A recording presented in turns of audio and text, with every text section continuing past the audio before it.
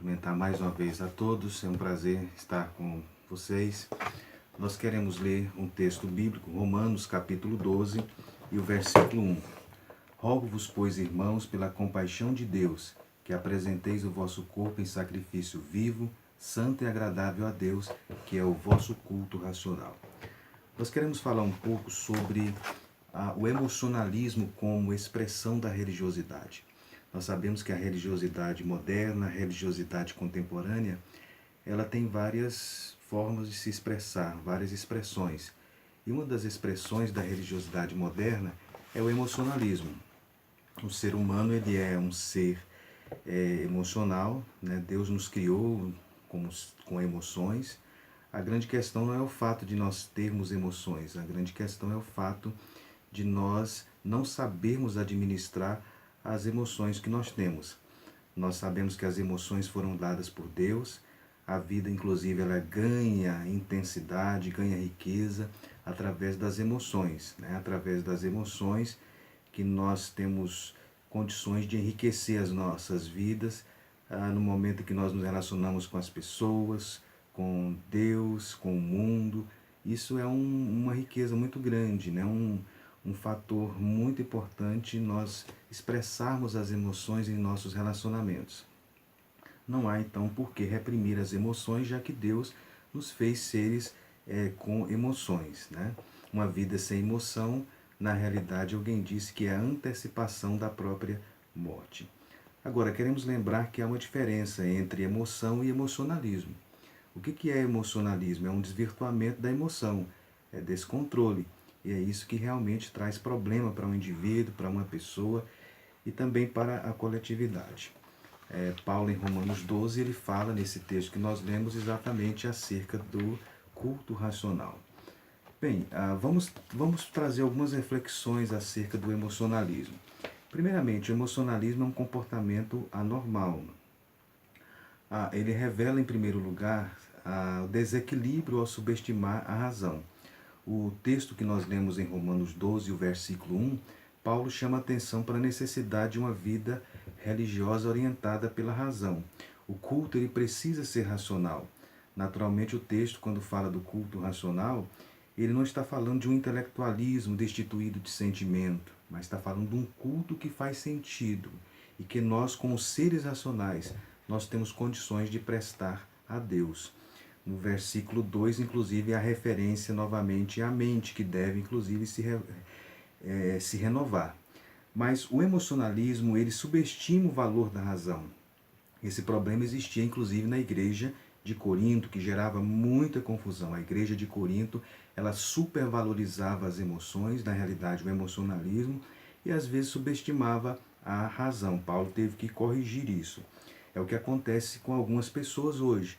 Algumas pessoas hoje, por exemplo, reduzem a vida cristã a cantorias. O critério da seleção de algumas músicas hoje é simplesmente a melodia e o ritmo, e pouco se importa com a teologia que está contida na letra. As orações hoje, de preferência no monte, alguns lugares que são considerados especiais, às vezes isso é produto do emocionalismo. Enfim, às vezes até algumas revelações, algumas histerias, que muitas vezes subestimam a razão. Nós somos pentecostais, mas o fato de sermos pentecostais não quer dizer que vamos subestimar a razão.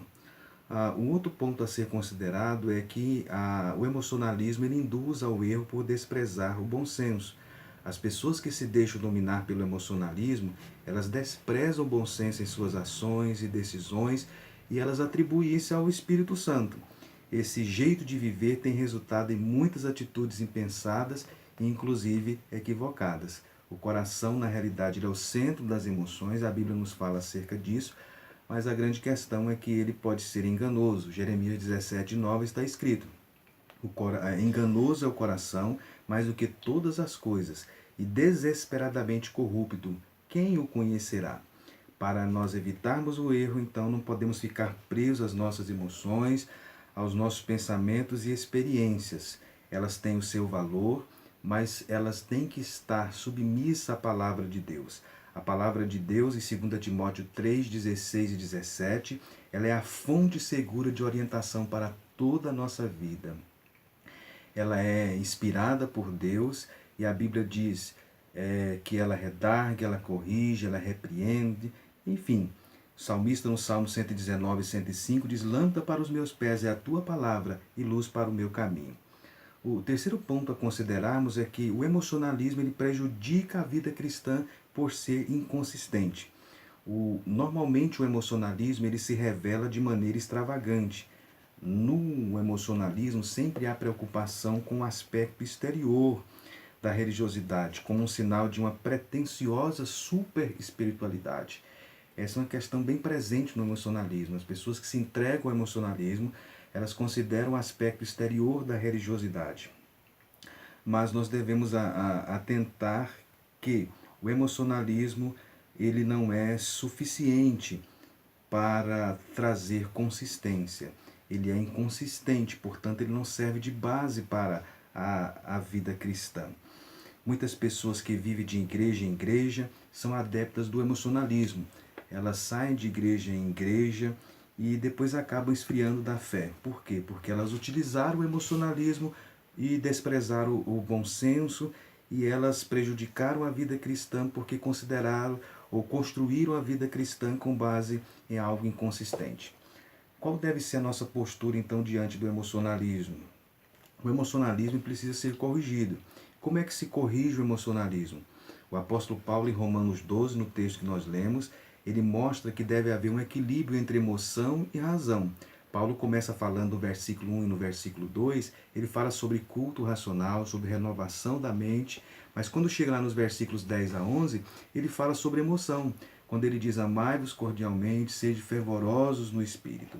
Então, é necessário haver um equilíbrio entre o emocionalismo e a razão.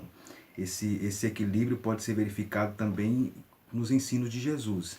Em Marcos 12:30, Jesus diz: amarás o Senhor teu Deus de todo o teu coração, de toda a tua alma, de todo o teu entendimento e de toda a tua força. Amar a Deus com o coração e a alma é emoção. Amar a Deus com a razão é entendimento e força. Então, aqueles que têm reduzido a fé cristã tanto à racionalidade fria quanto ao intelectualismo teológico, isso é prejudicial. O que nós estamos falando aqui não é a emoção, estamos enfocando a questão do emocionalismo. O emocionalismo é que é prejudicial, que pode trazer sérias consequências à vida cristã. Portanto, que nós possamos atentar para este elemento que o apóstolo Paulo falou em Romanos 12 sobre o culto racional. O emocionalismo é uma expressão da religiosidade do tempo moderno, mas traz prejuízo e não serve de consistência para a nossa vida cristã. Que nós possamos edificar a nossa vida cristã, acima de tudo, nas Escrituras, na Palavra de Deus, e que as nossas emoções, que têm o seu lugar, que elas sejam devidamente submissas e sejam vistas sob o olhar das Escrituras e da Palavra de Deus. Que Deus nos abençoe.